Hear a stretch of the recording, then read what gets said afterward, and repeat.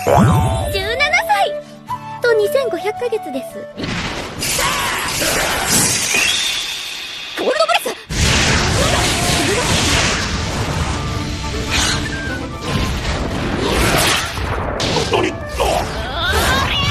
Hai, selamat datang di channel ini. Kali ini, aku akan meneruskan cerita tentang keseruan kehidupan Azusa dan teman-temannya di Isekai. Bagaimanakah kelanjutan dari part 1? Mari kita mulai. Ketika Halkara dan Azusa bercanda sambil menunggu makanan yang dibuatkan Laika, Laika bilang ia akan pergi meninggalkan rumah untuk sementara waktu, untuk menghadiri pernikahan kakaknya dan mengajak mereka untuk menghadiri pesta bersamanya.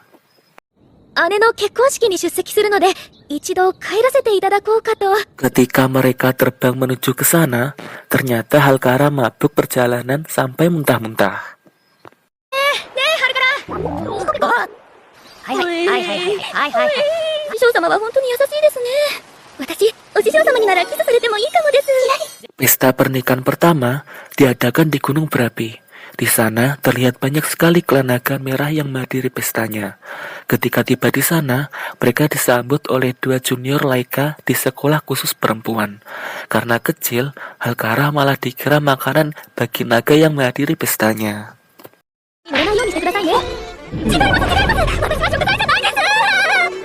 Mereka disambut oleh keluarga Laika, mulai dari ayah, ibu, serta kakak sekaligus calon mempelainya. 我の姉さんと新郎です。ライカの姉のレイラです。この度はご結婚おめでとうございます。 Ketika itu, datanglah klan naga biru yang membuat keonaran di pesta dengan semburan esnya yang membuat makanan-makanan pesta membeku. Mereka dipimpin oleh naga yang bernama Flatorte yang iri terhadap pernikahan kakak Laika, dikarenakan belum genap berusia 300 tahun saja sudah menikah, sedangkan ia sudah berumur 400 tahun, tapi masih saja jomblo. Ia juga mengirim beberapa pasukannya untuk menyerang Gunung Berapi. Ketika Azusa mengajak Halkara kabur, Halkara malah pura-pura pingsan agar aman dari pertempuran. Tapi malah hampir saja terinjak naga.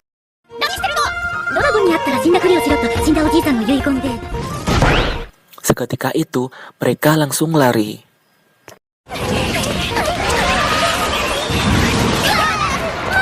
Ketika mereka menjauh dari pertarungan, ada naga biru yang menyerang mereka, sehingga Azusa tidak bisa tinggal diam lagi dan terjadilah pertarungan.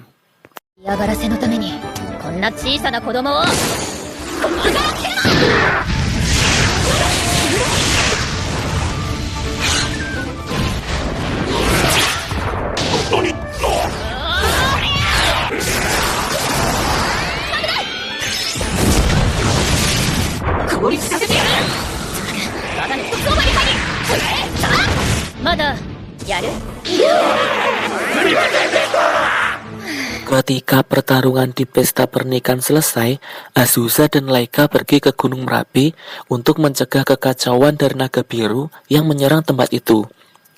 Ketika sampai di sana, mereka melihat para naga biru sudah tergeletak tak berdaya. Ternyata itu adalah ulah Beelzebub. Ia sangat suka pemainan air panas di sana. Dan ketika naga biru bilang ingin menghancurkannya, maka mereka ditaklukkan oleh Beelzebub. Ketika semua naga merah diobati sehabis pertempuran, Laika meminta ganti rugi kepada Flatorte yang sudah berubah wujud ke wujud manusia. Dan Azusa menambahi perjanjian non-agresi agar naga biru tidak lagi menyerang mereka. Kalau tidak, maka semua naga biru tidak akan boleh pulang dari tempat itu. Dan akhirnya Flatorte pun menyetujui perjanjian itu.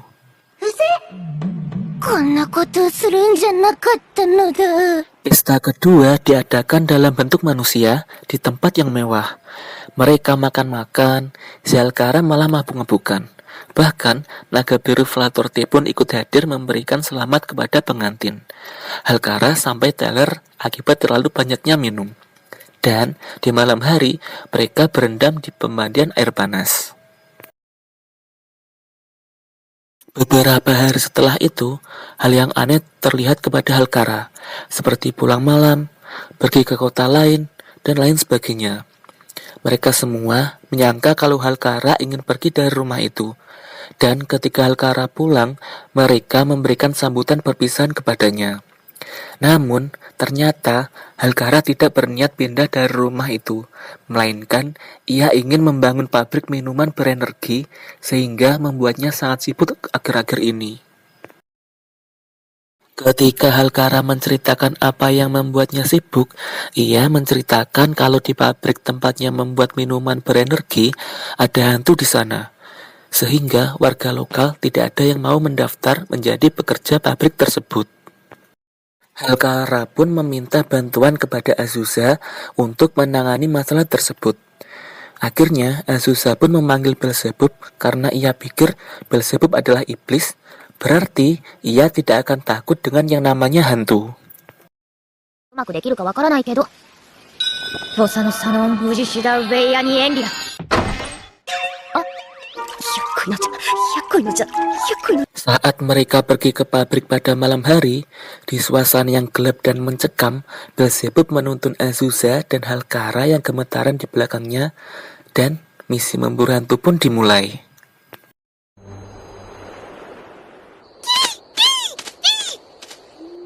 減るもんじゃないし、いいじゃろう。お師匠様、私も繋がれてく。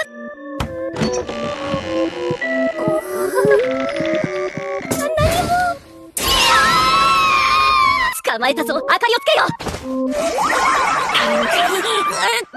Akhirnya, setelah menangkap hantu yang bernama Rosali, hantu tersebut bercerita dirinya adalah hantu yang mati akibat bunuh diri di rumah itu. Ia dulunya adalah wanita yang terkenal cantik yang dijodohkan oleh kedua orang tuanya. Tapi orang tuanya malah mengkhianatinya dan malah menjualnya kepada orang yang akan dinikahi itu. Dan akhirnya ia pun memutuskan untuk bunuh diri. Ketika Belzebub ingin menyucikan Rosali, ia dicegah oleh Azusa karena Rosali masih ingin tinggal di dunia. Rosali tidak bisa keluar dari bangunan itu dikarenakan terikat dengan tempat kematiannya.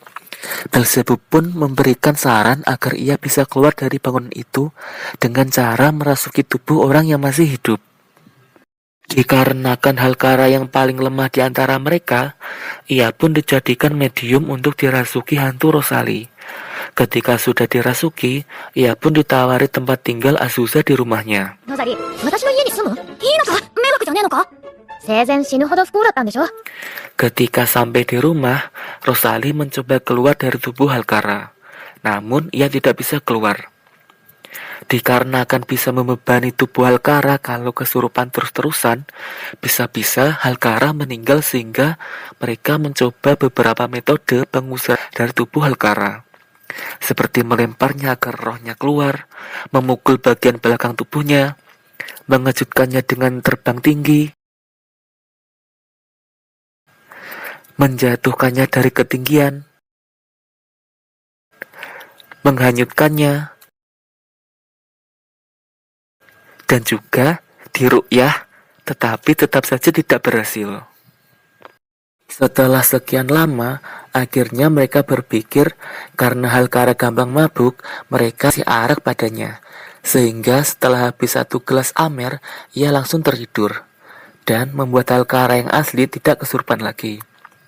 Untuk mengeluarkan rohnya Rosali, Belzebub memasukkan Halkara di bak air dingin yang saking dinginnya membuat Rosali keluar dari tubuh Halkara.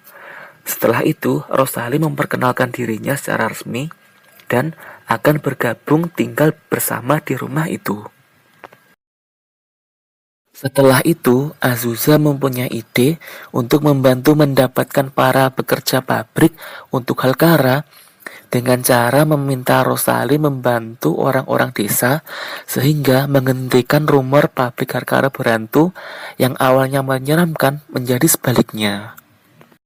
Setelah masalah hantu selesai, beberapa hari setelahnya, Belzebub memberikan kabar bahwa Azusa mendapatkan medali kehormatan iblis yang diberikan oleh bangsa iblis karena telah menghentikan pertikaian naga merah dan naga biru beberapa waktu yang lalu, dan memberikan perjanjian perdamaian pada mereka.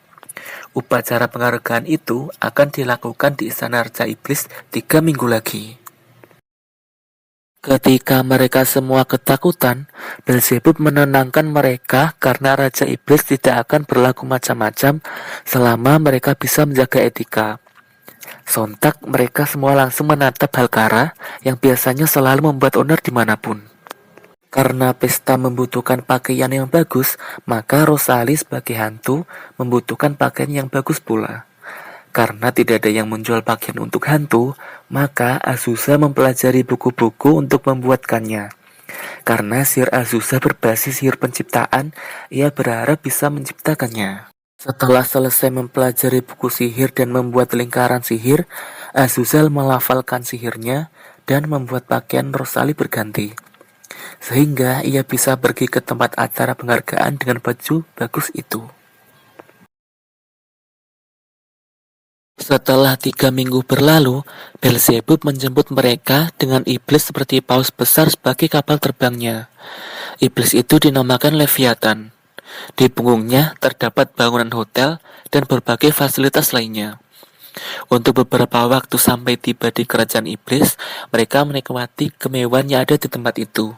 Dari makanan, pemandian air panas, juga pemandangan yang terhampar luas.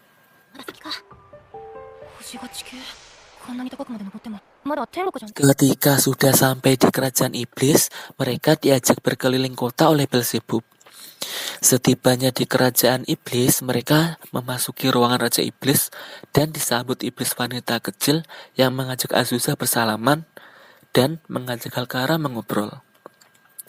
Tanpa disadari, Halkara berbicara rada kurang sopan ke iblis itu. Dan ketika Laika dan Azusa melihat tempat duduk Raja Iblis yang kosong, mereka bertanya kepada Belzebub. Ternyata Raja Iblis adalah orang yang di hadapan mereka itu. Sontak membuat Halkara bersujud di depannya. Ketika Halkara meminta maaf, dengan senyuman Raja Iblis memaafkannya dan menyuruhnya untuk berdiri. Ketika mengangkat kepala, malah tanpa sengaja Halkara menyeruduk dagunya Raja Iblis, sehingga membuatnya pingsan, dan membuat Halkara akan dieksekusi mati. Belzebub!